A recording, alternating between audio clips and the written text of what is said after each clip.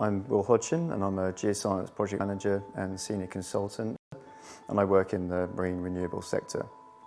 What I've been working in at the moment is conducting ground conditions feasibility studies for sites and routes that are being analysed for potential offshore wind farm development. And then in parallel with that, a little bit further down the track, working on existing developments, creating 3D ground models to assist in foundation design and installation.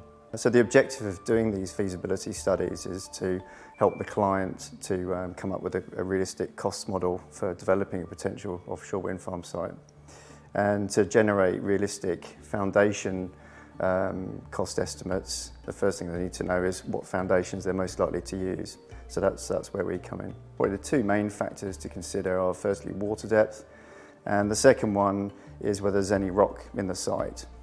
So with the general theory that to drill sockets into rock and grout piles is basically more expensive than driving piles into soil. So that's one of the things we're looking at.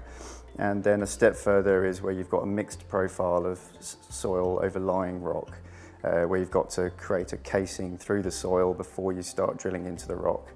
So those are the sort of things that the clients are really keen for us to sort of understand about the site before they invest in it.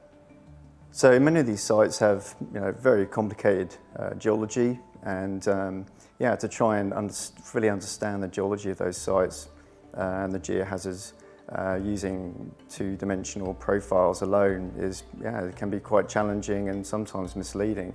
So even without 3D data, actually viewing your two-dimensional profiles in the 3D aspect can really help you understand the distribution of different features throughout the site.